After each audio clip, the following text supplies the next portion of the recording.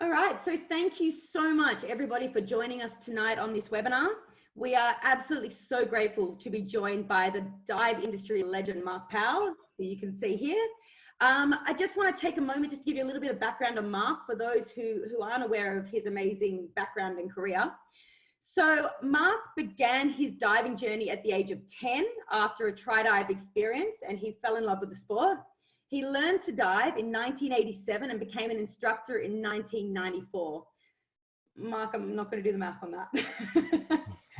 I'm 21. I'm just joking. Today, Mark is a TDI instructor trainer, a member of the TDI Global Training Advisory Panel. We actually here at Dive Sport and Sport were fortunate enough to host him in April 2018 for the Scuba Diving International ITW, where Fabio was lucky enough to have him as a mentor and trainer. So that was really, really cool. Not only is he an amazing instructor, he is also a renowned public speaker and regularly contributes to a range of diving magazines around the world.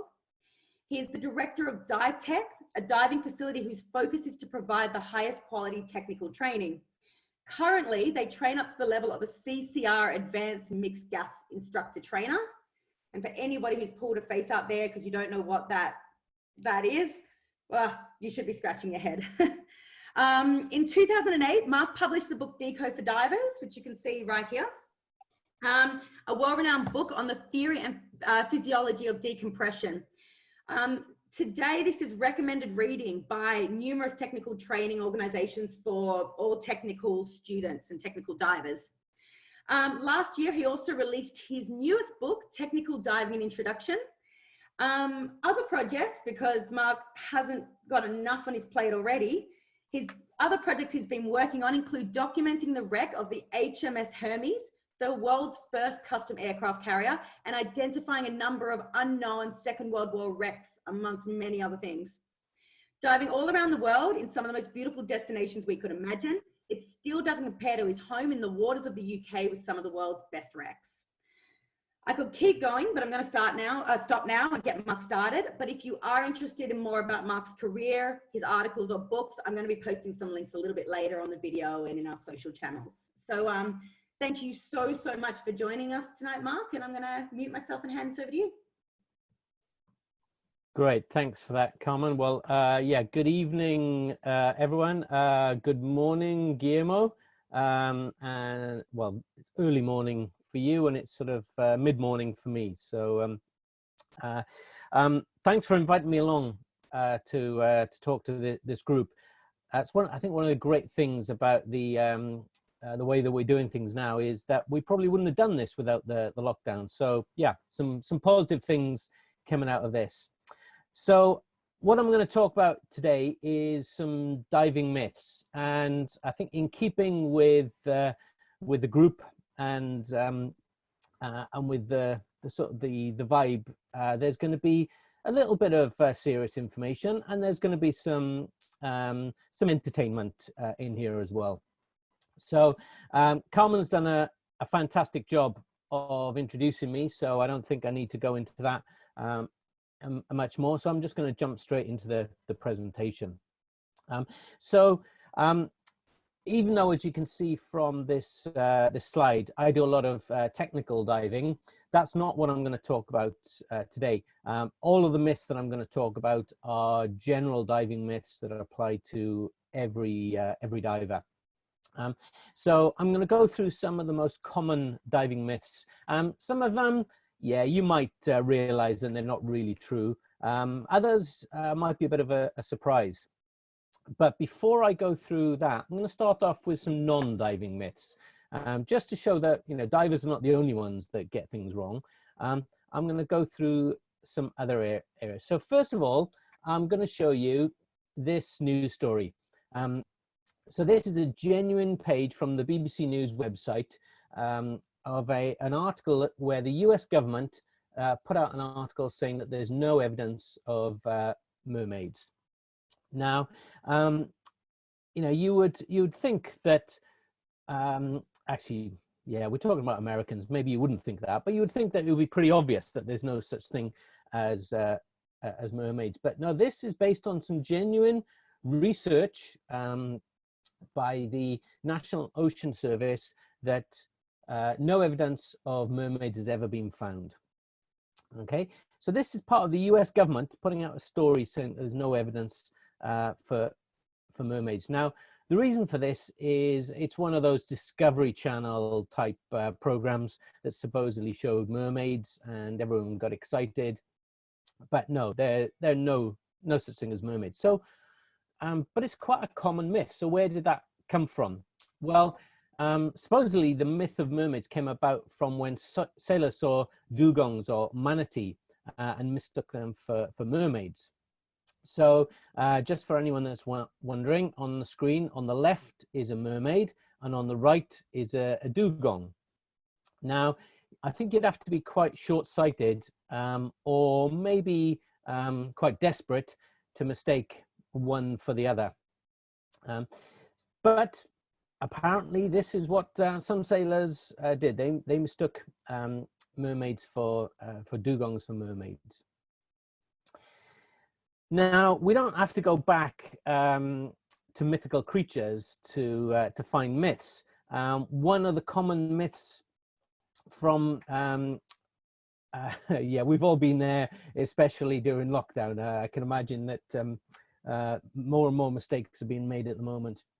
But yeah, you can look at a number of other more recent myths. You can see a picture here of one of these fire planes that scoops up water and dumps water on fires.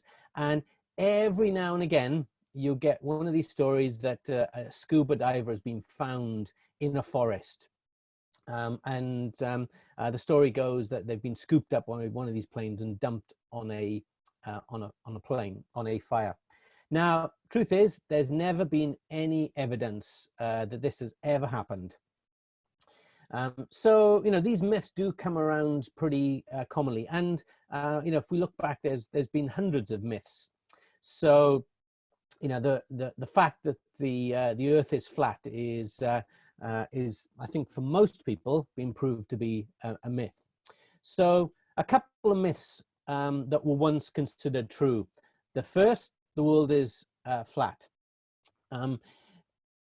Second, there are only 4 elements. If you go back to Greek times, and Aristotle insisted that there are only 4 elements. Now, unless you run a diving clothing company in the UK, you realize that there's more than 4 elements. For those of you who have been diving a little bit longer and remember ABLJs, the horse collar things that we used to use before BCDs, well, originally when they were introduced, they were considered dangerous because they weren't proper life jackets. And then eventually they were replaced by BCDs, or stab jackets as they were called. And then the industry said, oh, they're dangerous. When dive computers were first introduced, everybody said, oh, you shouldn't use dive computers, they're dangerous. Whereas now everybody uses dive computers.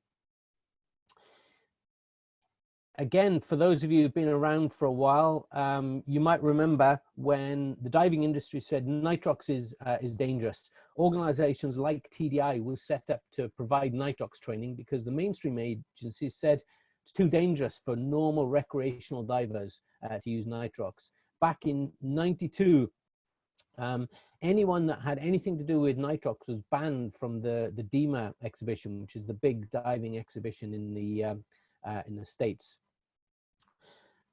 And coming more up to date, hog looping is dangerous. Using backplate harness wings for recreational diving is dangerous. All of these are things that are still believed by some people. So why do we believe all these myths? And more importantly, why do we believe them even though there's evidence that they're not true? I think Jason's quote is perfectly appropriate here. Flat Earth has believers all around the globe. How come people believe this stuff even when there's proof that it's not true? And a great quote from a British politician: I'll look at any available evidence to confirm the opinion I already have. And all you need to do is spend 10 minutes on Facebook and you will see proof of this. People will pick the evidence that proves what they want and ignore all the evidence that doesn't. So this is not a, it's not a new thing. It's not just a Facebook thing. This is something that's been around for a long time. And for those of you that are familiar with your geography, you should know that denial is not just a river in Egypt. It's a very common state for people in general, not just divers. So let's look at some of the specific myths. Yeah, John, absolutely right. The confirmation bias, that's the technical term for what we're talking about here. So yeah, some of the myths that we come across in diving. So first one, how many of you were taught in your entry-level training that you should never dive deeper than your previous dive? Let's have a look at some of the hands. Yeah, so a couple of people were taught that. How many were taught that in the last, say, 10 years? Yeah, or the last 20 years? Yeah, so, it's still pretty common out there. In fact, when I learned to dive, I was told that there were 3 golden rules. Never hold your breath, never dive deeper than your previous dive, and always dive with a buddy. Okay, well, we now know that the second one of those, never dive deeper than your previous dive, is a myth. So how can I say that? Well, the American Academy of Underwater Sciences, the AAUS, holds a workshop every couple of years. And in 1999, they held a workshop to review the idea of reverse profiles, or not diving, or diving deeper than the first dive. And like most of these workshops, what they start off by doing is reviewing the literature, looking at what all of the literature says, the original scientific research that backed up this original finding, and any subsequent research. And what they found was there wasn't any. There was no real scientific reason why this rule came in the first place, and there wasn't any literature that said that that these dives were any more dangerous than normal dives. So where did this all come from? So the whole reverse profile, never dive deeper than your previous dive, the first instance of that was in a particular agency's diving manual from 1972. And it said something along the lines of, well, if you do your deepest dive first, you get a bit more time on the second dive, which is absolutely true. If you look at any set of tables, that is true. But that, in subsequent iterations of the manuals, and in the way it was taught, that moved from, it might be a good idea, or you get a bit of an advantage if you do this, to you must always do this. It became an urban myth. It became a golden rule that wasn't really true. So these are the actual findings of that research. They said, the Navy commercial diving has never prohibited reverse dive profiles. They're being done on a daily basis, and there is no evidence that they're more dangerous. So there's no reason for the diving community to prohibit reverse dive profiles for no decompression dive profiles less than 40 meters with depth differentials less than 12 meters. So these were the findings of that workshop. Now, this was in 1999, and yet several of you said you'd been taught that in your courses. It's certainly been taught within the last 10 years, whereas this this conclusion came out 20 years ago. So we've known this is a myth for 20 years, and yet it is still being taught by many instructors and also many agencies. There's several dive agencies that have this in their materials as an absolute ironclad rule. So why, if all of the scientific evidence says that it's not a problem, why are we still teaching this? Well, comes back comes back to that river in Egypt, denial. I've seen people come up with all sorts of convoluted justifications for why, no, we really should be teaching this, when in fact there is no real reason. Okay, yeah, drilled in my head since 1973, says Mark, and for no good reason. Interestingly, that something that has got absolutely no scientific basis can become such a golden rule. Okay, another myth, and this is something that I hear very, very regularly, almost on a weekly basis, is I'd rather be overweighted than underweighted. And on the face of it, that actually sounds like quite a sensible thing. If you're underweighted, then you're going to be drifting up. You're not going to be able to stay down. You're not going to be able to do the dive. So, well, yeah, of course, wouldn't we rather be overweighted than underweighted? Well, except this is a false choice. It's not a question of one or the other. Those of you that have done even your open water course, remember there's actually three there's three states of buoyancy: overweighted, or positive, negative, and neutral.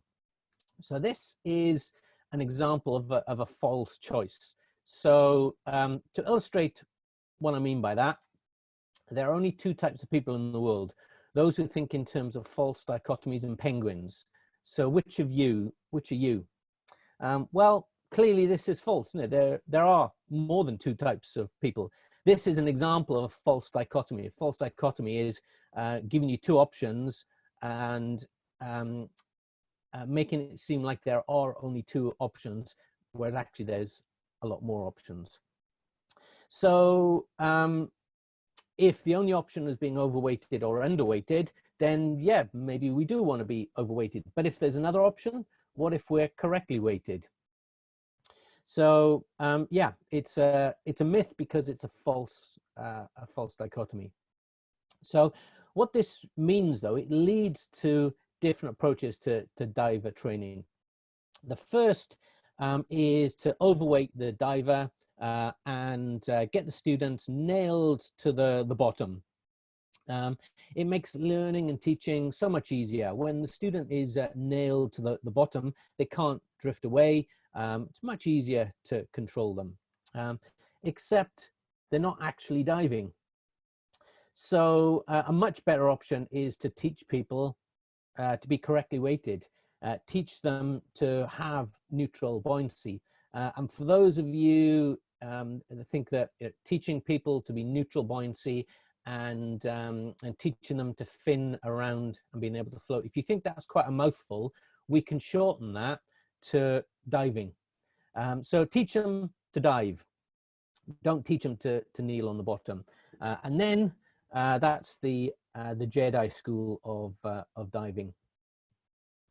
So at SDI, we insist all divers do skills neutrally buoyant. By the time they leave their open water course, they should be able to do all these skills while they're diving, not while they're kneeling. So yeah, I always teach students this way so that I can get students that I'm proud of when I'm in the water, rather than students that I'm embarrassed about. So yeah, do you want the turtles and the sea life looking at you while you're kneeling on the bottom like this, or do you want them to be admiring your neutral buoyancy? Okay, so yeah, overweighting because of COVID-19 and lockdown situation is a slightly different type of overweighting, something we're all going to have to deal with. It's a good point. Yeah, and as Alan said, being underweighted, as in leaving your weight belt behind, is probably a bad idea. Okay, so third myth I'm going to talk about now. Well, question for the group: how many of you think that diving is safe? Hands up if you think diving is safe.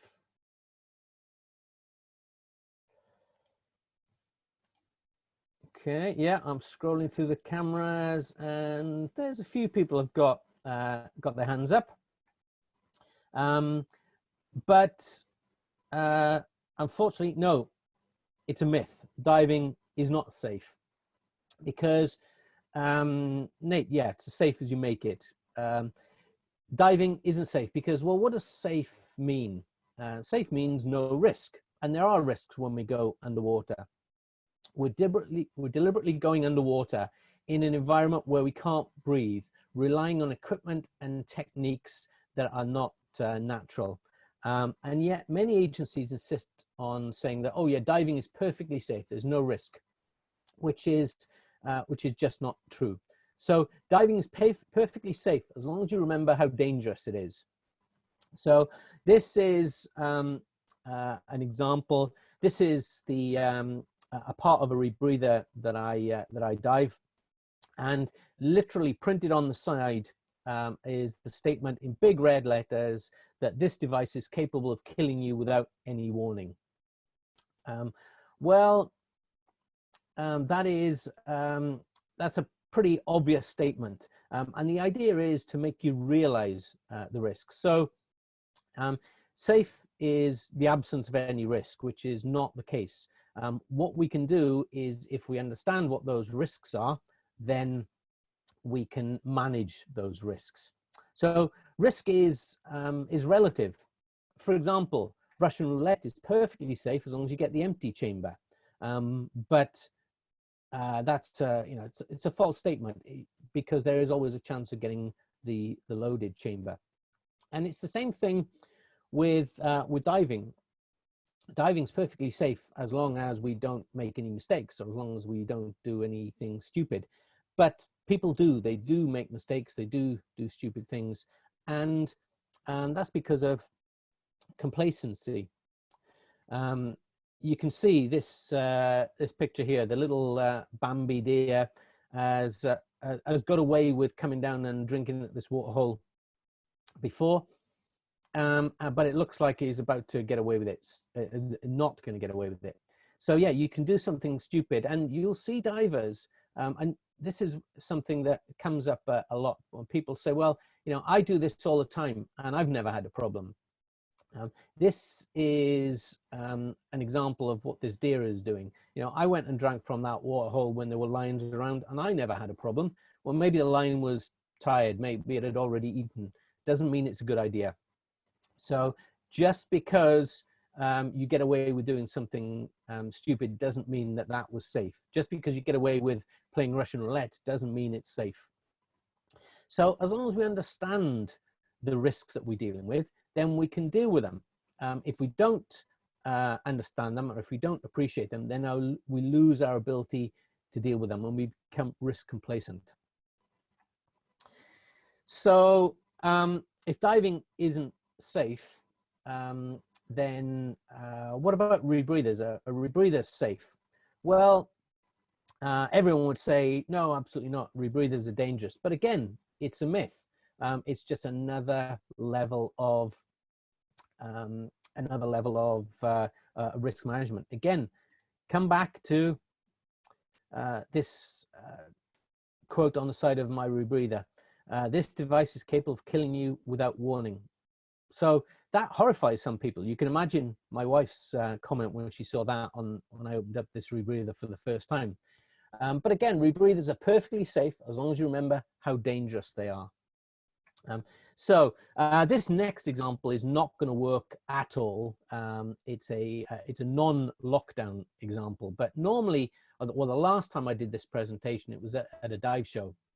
And so this was at a big conference center, miles from anywhere. So it was a fairly good bet that if I asked people in the audience last time I did this, how many of them drove to the talk, most of them were going to put their hands up. And most of them would have driven there between about 50 to 70 miles an hour, while lots of other people that you've got absolutely no control over are also doing the same thing. And many of those people they're driving along the highway with are complete idiots and are unpredictable. And not only that, they're driving along with a large container filled with an inflammable liquid about 2 meters behind them. Now that just sounds like a really stupid thing to do, and yet we do it all the time. So cars are perfectly safe as long as you remember how dangerous they are. The next myth I'm going to talk about, and actually this is one that's probably more relevant in the UK than in Australia, but one of the things I hear a lot is there's nothing to see. Why do we go diving? Now, okay, you guys have got a bit of an advantage. You've got the Great Barrier Reef. So I'm not going to go into a great deal of detail on this, although I think there is one, you know, at this point I would show lots of pictures of the marine life in the UK and the wrecks in the UK and show that there is lots to see. But even in somewhere like Australia, I mean, this is a country where people love the sea, sailing, being on the surface. And this is something that is still a myth even in Australia. For those of you, or those of your friends, I'm not talking to any of you because you're all divers, but for those of your friends that love the sea but never go diving, I just plain don't understand that. And I think this quote sums it up. There's nothing wrong with looking at the surface of the ocean, except when you finally see what goes on underneath, you realize that you've been missing the whole point of the ocean. Staying on the surface all the time is like going to the circus and staring at the outside of the tent. So I think, you know, any of you that have got some friends that say that they love the ocean and are not divers, I just don't understand that. Get them involved in diving, get them to come down to Dive Spear and Sport, and Fabio will teach them how to see what actually goes on inside the tent.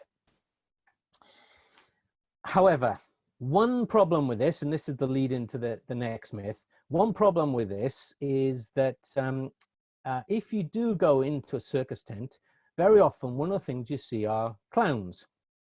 And unfortunately, when we dive, sometimes we end up diving with clowns. And this is where the solo diving bit comes in. Personally, I would much rather dive on my own than dive with a clown. And this is where one of probably the biggest myths about diving comes in. Always dive with a buddy, or solo diving is dangerous, is one of the things that we get told over and over again. Remember, it was one of those golden rules. So this is one of the more contentious myths. And, you know, there are still some people that absolutely insist that solo diving is dangerous. The trouble is that sometimes we dive with a buddy and our buddy is a clown or a muppet, to use the, you know, it's a UK term. We tend to call an idiot a muppet. So sometimes it's easy to spot a muppet. I've had buddies that make me want to dive solo from John. Yeah, absolutely. The thing is that sometimes muppets are easy to spot. So we've got an example of a muppet here, but sometimes they're not so easy to spot. Sometimes they've got perfect trim and they can execute a perfect frog kick, but Kermit can do a good frog kick. Doesn't mean he's not a muppet. So the traditional view has been that it's better to dive with a buddy, anybody, even a muppet, rather than dive on your own. But in reality, the truth is that you're better off diving on your own, provided that you are properly equipped and trained, rather than diving with a muppet. Now, I appreciate that for many people that's a very controversial point of view. There are still many people that insist that the diving solo is dangerous. And usually whenever I talk to people like that, I ask them the question, well, why is it dangerous? And they usually come up with the same sort of stock answers. Well, what if you run out of air? What are you going to do if you're on your own? Well, if you're running out of air, then what you need is not a buddy. It's a refresher course on how to manage your air, and maybe some redundancy so you can manage that. If you need a buddy because you keep running out of air, then buddy diving is not the answer. So then that usually goes on, okay, well, that's fine for someone who's not monitoring their gas. But what about if you've got a catastrophic equipment, your regulator goes bang, your hose goes bang, and you lose all your air instantly? Well, we go back to the redundancy. So there are ways of reducing all of these risks. And again, this came up with the previous discussion. There are ways of reducing all of those risks to ensure that you can dive on your own and be safer than diving with a Muppet. And that's why SDI has had a solo diver course for a long time now. We were the first to introduce solo diving. We were the first to come out and say, well, this actually does happen. People do it all the time. Let's not be hypocritical. Rather than saying you shouldn't do it, let's teach people to do it safely with the right equipment. And now, of course, other agencies are getting in on the act. Even PADI have introduced a self-sufficiency course. So this is an article from DiverNet from a couple of years ago, which is a UK-based magazine. This is an article from X-Ray magazine, which is an online magazine. And it's an article basically saying what I've just said, some of the disadvantages of the buddy system. So one thing, though, is that this is not a new discussion, because this article, which appeared in X-Ray magazine a couple of years ago, is actually a reprint. It's a reprint from Aquacore. And you can see this article was first published in July 1990. So this is a 30-year-old article. This is not anything new. People have been doing this for a long time. So we've known about potential problems with the buddy system for 30 years. And we've known that there are better alternatives. Sorry, let me rephrase that. We've known that there are better alternatives than diving with a bad buddy. So, for example, I agree that diving with a good buddy is absolutely the best way and the safest way to dive. But I think diving on your own with the right equipment, training, and experience is the second safest. Diving with a bad buddy is the third most experienced. Is the third safest, or the least safest is a better way of putting it. So lots of people do dive solo, and there are lots of people that it gives a big advantage to. So who dives solo? Well, Billy No Mates, someone who doesn't have anyone to go diving with on a regular basis, is the obvious example. But there are lots of other people that dive solo, either because they are literally in the water on their own, or because they're in the water with someone who isn't a good buddy. And so they may not be physically solo, but they're effectively diving solo. So how many of you are instructors that go in the water with a student? Okay, if it's you and the student on your own, then you're effectively solo, because you get this ridiculous situation where people will say to me, well, you can't dive solo, that's not safe. Going in the water on your own is not safe. But take someone in the water with you who's never dived before, and all of a sudden you become safe. How does that work? That's just complete rubbish. When you are instructing, you've got an added burden on you, rather than if you're on your own. So instructing is like solo diving with an extra handicap. We may be lucky and we may have a fantastic diver who is able to rescue their instructor on their very first open water dive. But for many open water divers, that's not realistic. So instructors are often effectively diving solo. Any of you dive with a photographer or someone with a video? Yeah, if you do, I'm sure you've had that feeling of being completely on your own, because they are so focused on getting the shot. They're so focused on playing with the dials of their cameras that they are in their own world. So if you're a photographer, you're the buddy of a photographer, you're effectively diving solo. Or the same ocean buddies, you know, you're told that you have to dive with a buddy, so you jump in with someone, and you happen to be, you know, you're in the same ocean, therefore you're your buddy. I've heard literally word for word a briefing on a boat says, well, if you get separated, look around for no more than 40 minutes and then come back up. So they realize that they're not actually buddies. They realize that they're going to carry on after they're separated. That's not buddy diving. If you dive with children, they're probably not going to be able to rescue. Again, some may be able to, some might be fantastic and have gone through junior rescue courses. But in general, if you're diving with younger children, they're not going to be able to rescue you. If you're diving with an unknown buddy, they may not be able to rescue you. So if you're diving with any diver who's not going to be able to rescue you in an emergency, then you're effectively diving solo. In fact, it's worse because you're increasing the risk of an incident. If you've got a diver that can't rescue you, you may have to rescue them. So you're increasing your risk by diving with bad buddies. So yeah, I would much rather dive on my own than dive with a bad buddy. And when we look at it this way, diving solo is much, much more common than people would estimate. So I did a very unscientific, very back of the envelope study a couple of years ago on a diving forum, and I asked people what percentage of people intentionally dive solo versus become separated and carry on the dive, or have dived with a photographer, or dive with a trainee, or dive with someone who wouldn't be able to rescue you. And you can see that interestingly,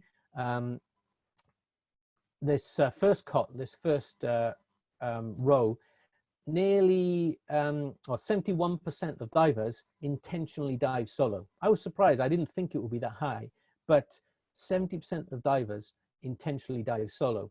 But even those, even amongst the others, 54% of people become separated and carried on the dive, or dived with someone who wouldn't be able to rescue them. Again, roughly 70% of people dived with someone that wouldn't be able to rescue them, or someone unknown, so they don't know whether they'd be able to rescue them. So yeah, there may be more people than we expect actually diving solo, but there's a lot more that are effectively diving solo. And then right down there at the bottom, you might have missed it because it's only a very small little bar, but that blue bar at the moment at the bottom says, no, I only ever dive with fully competent buddies who would be able to rescue me. In other words, I only ever dive in the buddy system. And that was less than 3%. Less than 3% of people actually use the buddy system. Okay, so if this is true, if there are all these people that are actually diving solo, and if it was true that solo diving was so dangerous, and you will hear some people say, you know, if you dive solo, you will die. You know, get ready, book your funeral. Well, if that's true, and all these people are diving solo, we should be seeing deaths all over the place. There should be hundreds of deaths all over the place. Well, we're quite lucky in the UK because the British Tobacco Club records all the fatalities in the UK, all the diving fatalities, and has done for many, many years. So we've got the data in the UK. So I went through their data and looked at all of the recreational solo diving deaths in the last 13 years. I did this a couple of years ago, but when I did this, I found there were two examples. There was one in 2005. A diver entered the water alone. His body was later spotted motionless at the surface by a passing fisherman. The diver was recovered by lifeboat, but resuscitation attempts failed. So that looks like it was a solo diving fatality. And then the next one, the diver was reported to have been diving on the anchor of a fishing boat. they recovered, and an ambulance called and pronounced dead. So between 2001 and 2014, I found one, maybe two deaths, because actually the first one, there wasn't enough evidence. It wasn't clear whether they were diving alone or whether they got separated. So one, maybe two deaths in 13 years. So given that it is so common, maybe solo diving isn't so dangerous after all. Okay, so yep, I saw the question comment. So what was the question? Let's take a break and go through some of the questions then. Hey, I think that the main question, I think that's come up a couple of times, is the SDI, or does SDI require 100 dives for solo, and why does it require dives? So the first bit, that's very easy. Yes, absolutely. It is a minimum of 100 dives.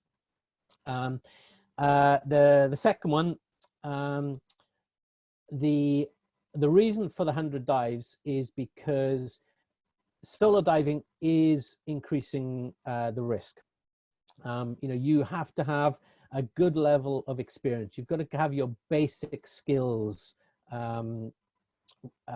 absolutely nailed in order to even think about solo diving. So we're not saying that someone who's just finished their open water course and has got 10 dives or 20 dives should be going off and diving solo.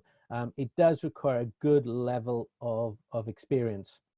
And to put that into context, if you look at some of the other courses within the TDI SDI curriculum, Trimix with TDI, minimum required number of dives is 100. Instructor, minimum required number of dives is 100. So that's the level that we're looking at. We're looking at a very experienced diver before they start looking at solo diver. For someone with less than 100 dives, they should be diving with a good buddy. They should be avoiding those high risk situations. And the other reason, I think Matt brought this up, the Dunning-Kruger effect and peak of stupidity being 100 dives. This is a really good point, and then it goes back to in the aviation world. There's what's called the death zone. Divers or pilots, to begin with, they realize that they don't know what they're doing when they're learning, first of all. And as soon as they're qualified, they're quite nervous. They realize that they're beginners, and they start to build up some experience, and they start to get cocky. And with pilots, they found that it was about 50 hours.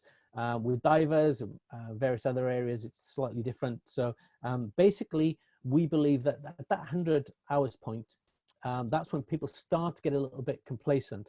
And so some of the limits of when courses can be taught, exactly the same in flying and in diving, is it's when people start to get a little bit complacent. So the course is not just about teaching them that next set of skills, it's about refreshing the previous set of skills.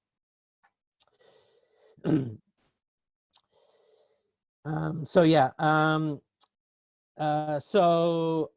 do you prove that? And somebody asked a question about logbook.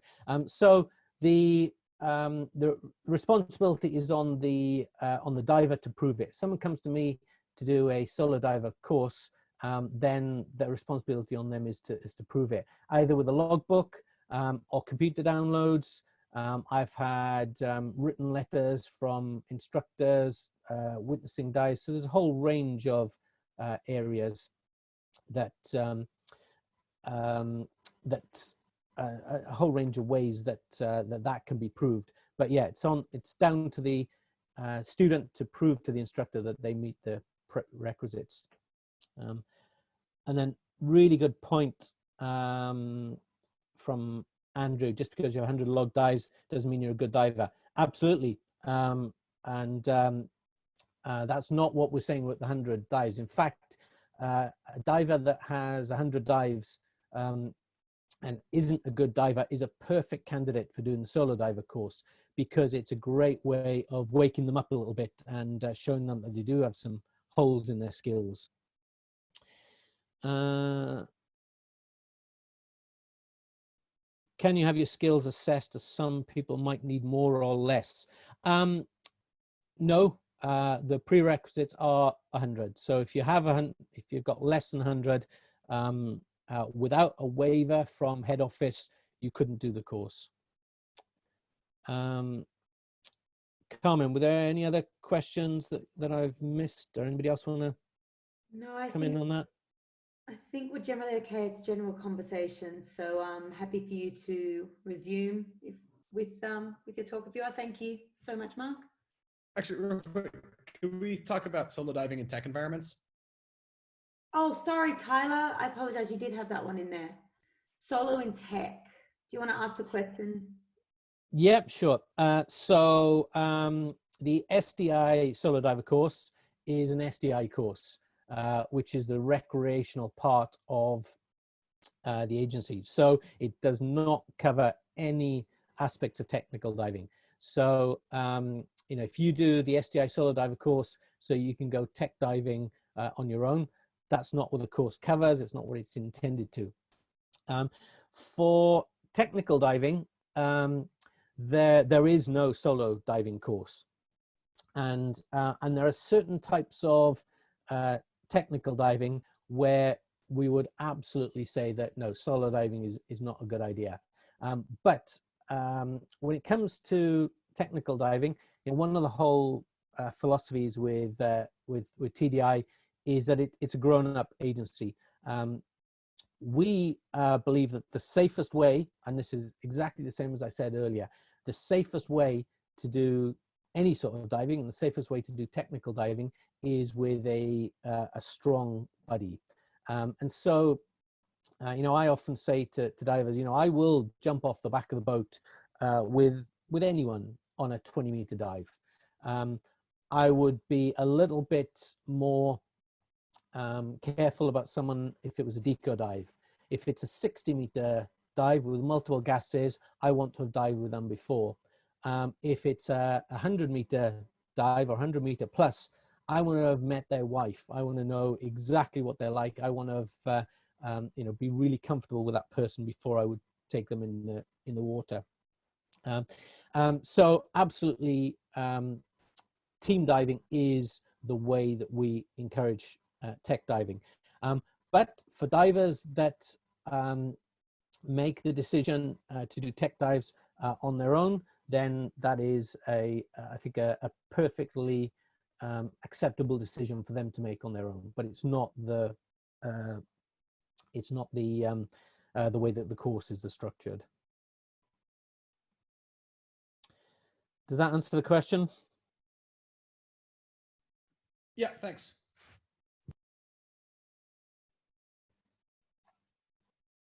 Thanks, Mark. I think we're good to keep going. Okay. Yeah. So there was a question as well about manifolded twin sets. A manifolded twin set either is redundant or it isn't, depending on what you can do. One of the things that bugs me is that divers who strap on a twin set and jump in and think they've got redundancy. Unless you can do a shutdown in a short period of time, you don't have redundancy. It's about not just the equipment, but the skills as well. So someone who can't shut down a manifold in a twin set doesn't have redundancy. Now, the other thing is, John said the problem with manifolded twins is that there are a few types of manifold failures where it's possible to lose all your gas. Some, yes. Tiny number. Not and very, very unusual. And that's another one of the reasons why this is a recreational course. One of the reasons why the solo diver course is a non-deco dive is that even with a non-recoverable failure on a manifold, you've usually got enough gas to get to the surface, even with a full-on free flow, even with a anything less than the cylinder valve exploding out of the cylinder, in which case you've probably got other problems to worry about. You can get from 20 meters, it's only going to take you a minute to 2 minutes to get to the surface. Even from 40 meters, 2 or 3 minutes and you can get to the surface. I've seen so many people have free flows and then have a rapid ascent, and they're on the surface and they start shouting, I had a free flow. Yeah, I know, I can see it's still leaking. They swim over. I had a rapid ascent because I had a free flow. Yeah, I know, the gas is still leaking out. Why did you shoot to the surface? You could have come at a prompt, rapid but safe speed and got to the surface and still have gas in the cylinders. So that's one of the, for example, one of the skills that I will teach on a solo diver course is doing an ascent with a free flowing reg all the way to the surface. Because yeah, John's absolutely right. Free flows are the biggest risk, and yet they are not an issue. And this is something I think is a really important distinction. There's a problem. There's a difference between an incident and an emergency. A free flow is an incident. It's not an emergency. We teach open water divers how to breathe off a free flowing regulator. So unless you've got tens of minutes of decompression, a free flow shouldn't cause anything other than a story to have in the pub later. Okay.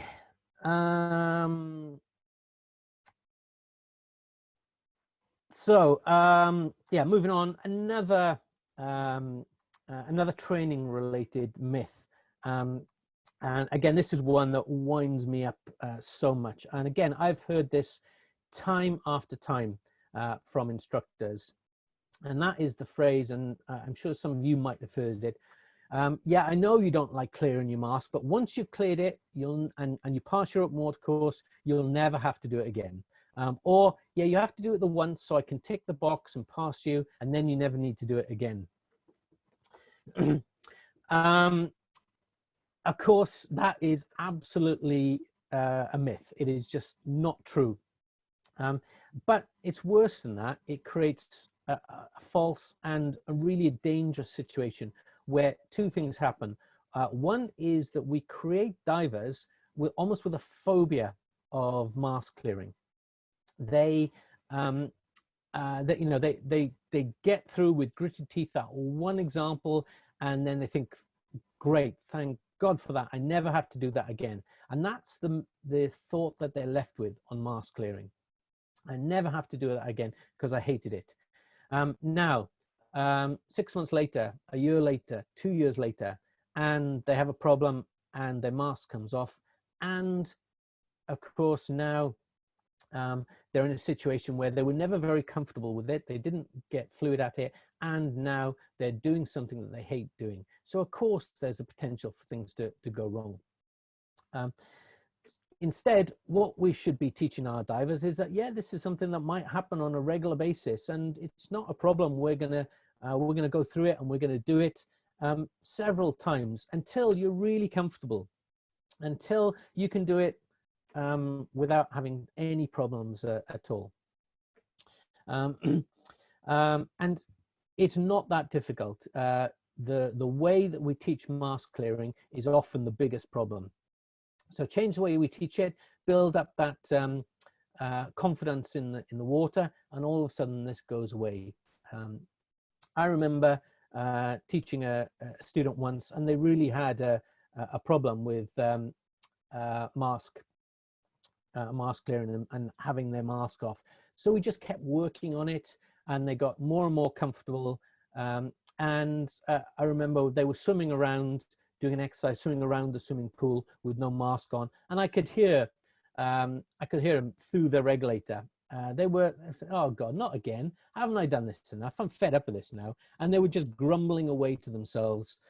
No panic, no problems, no fear, just grumbling away. And that's when I knew that they were comfortable enough to be able to say, "Yeah, you're ready to deal with this in a realistic situation." Yeah, Declan, I've always tried to make sure students are fully proficient mask clearing. It's really an issue that creates an instant panic, and a lot of people couldn't agree more, Declan. Exactly that, and that's the problem I'm trying to avoid. Yeah, people don't like water getting in their nose, and the standard method causes distress. Yeah, absolutely. So if the standard way that we're teaching people is causing distress, let's teach them a different way. So again, this is one of the reasons why with SDI, we allow flexibility in the way instructors can teach the skill, because I want to teach the skill in a way that helps the student. So if I have to teach it one way for this student and a different way for a different student, then great, that's what I'm going to do. Okay.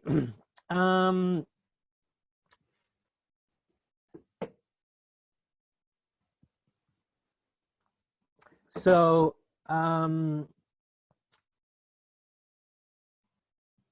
a couple of questions that come up there. Brianna, I think that's a fantastic question. Do you want to unmute yourself and ask that so that everyone can hear that one?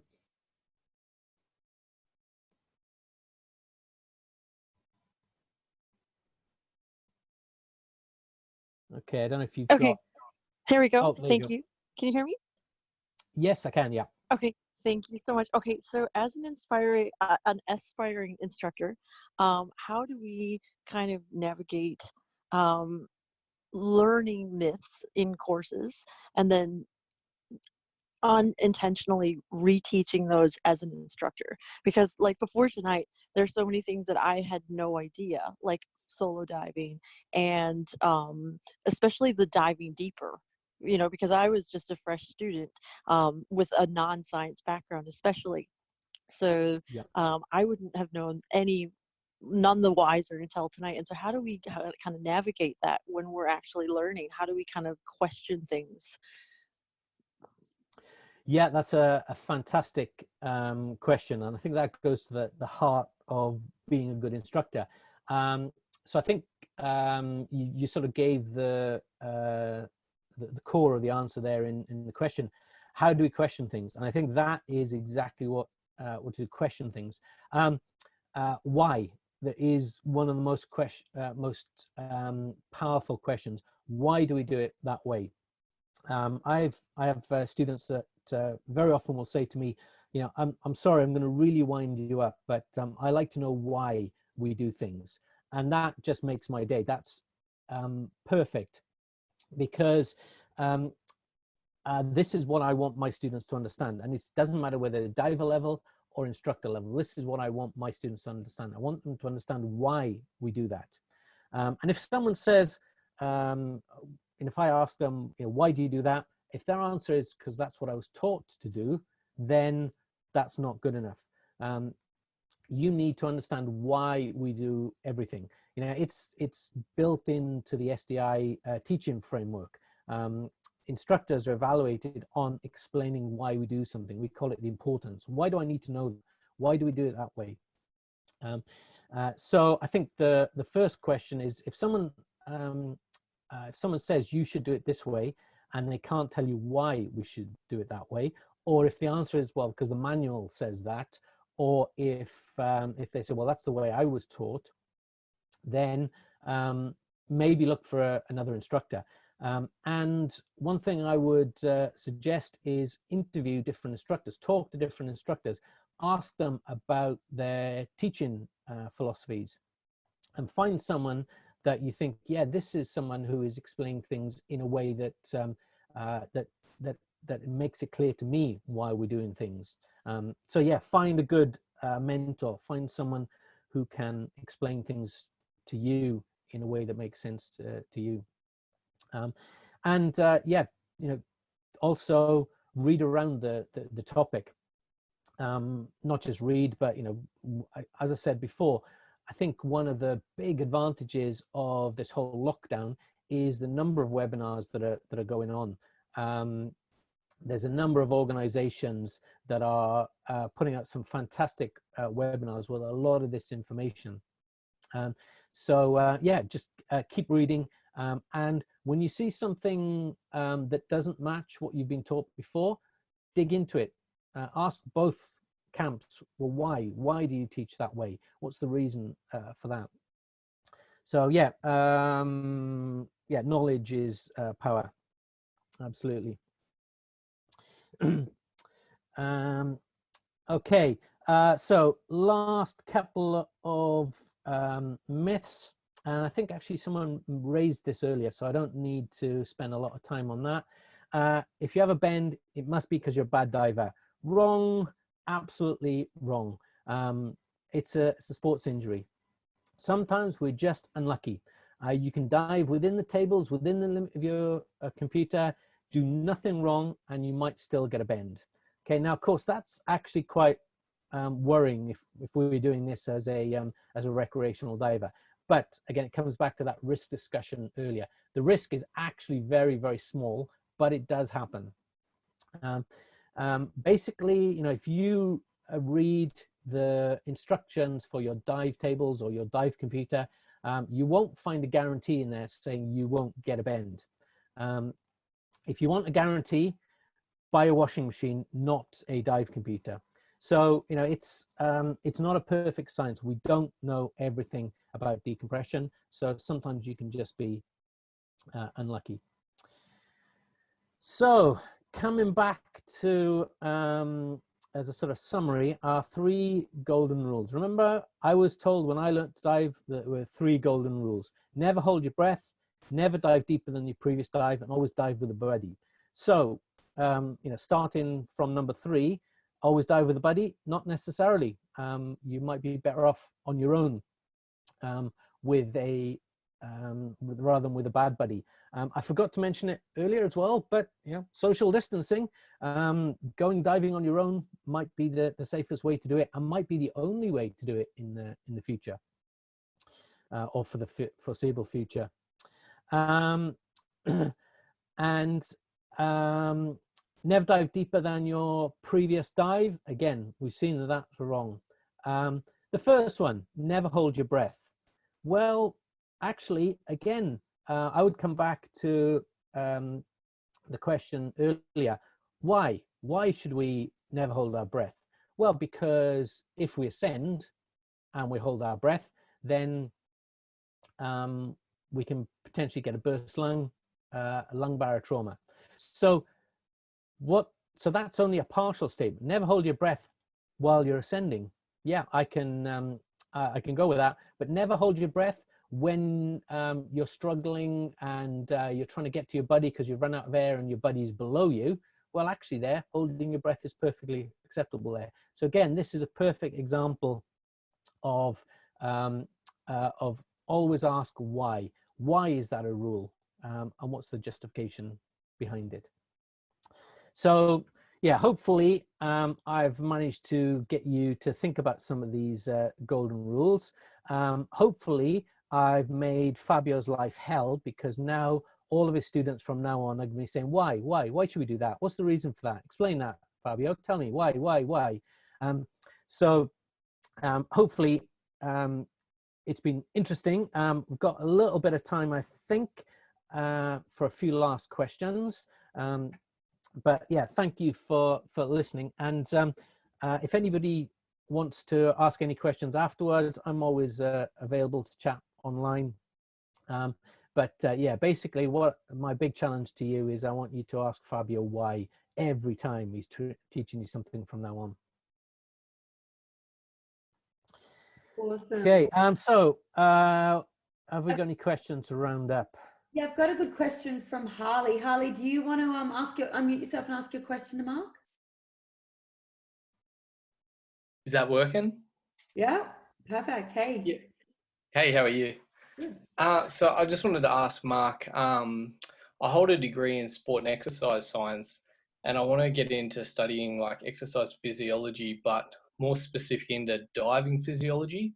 And I was wondering, from your field, is there a way to try and get into that, or something specific I should look into? That's a really interesting area, because it's one of the areas that there's very little coverage on. there's there's research, actually not that much, but some research on the decompression theory, but very little on how our own specific physiology relates to that. It's a really interesting area, and it's an area where there's a lot of potential. One of the only big new bits of information in diving science in the last sort of 20 years is that doing about a burst of cardio exercise 20 hours before a dive has a huge impact on reducing your decompression risk, because of some of the physiological processes that take on that sort of peak around 20 hours. Really makes a huge difference on your deco risk. But so there's a lot of potential there, but not much research on it. And the quick answer to Nate's question about why is that some of the chemicals that are released make the blood vessels a little bit smoother, and so there's less chance of bubbles getting caught. 20 minutes of cardio exercise is what they were looking at. There's a lot of potential there, Harley. And actually, you're in a pretty good place, because one of the leading researchers in decompression theory is a guy called Simon Mitchell, who is based in your part of the world. Simon's probably the best person to contact about getting involved in that sort of research. If you let me know your contact details, I can put you in touch with Simon, and he'll be able to help you on how to get involved in that.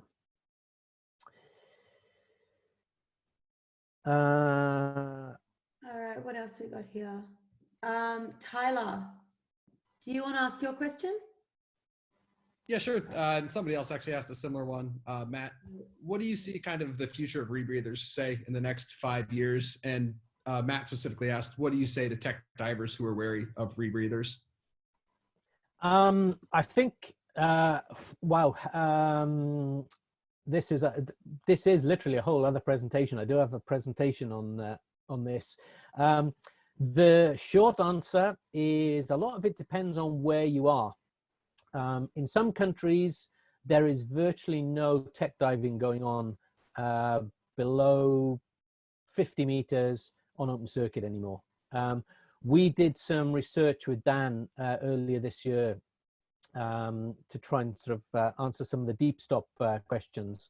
And we had to do it on CCR because no one is diving, or very few people are diving those sort of depths on open circuit. So I think in the UK, it is a little bit further ahead in some other areas. In other countries, much less so. There are some countries where there's almost no rebreather diving at all. So I think a lot of it depends on where you are. But yeah, certainly I can't see any reason why rebreather diving wouldn't catch up in the countries that are not doing a lot of it. Look at the price of helium these days. It is getting so expensive to do this sort of diving. Now, spending thousands and thousands on a bit of equipment in order to save money is a bit of a difficult argument. Yeah, I think it's only going to increase. And are rebreathers dangerous? I think I've addressed that earlier. I think somebody made the comment in the comments earlier on that if you're doing deeper diving, if I'm at 100 meters, I'm really worried about doing that on open circuit. The speed that my gas disappears on open circuit is just frightening. One thing goes wrong, and it's a huge problem.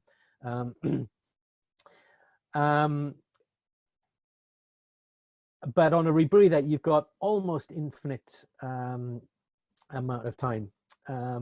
Awesome. Well, guys, look, I think that we're pretty much out of time now, and Mark's just starting his workday, so we do have to let him get back to it.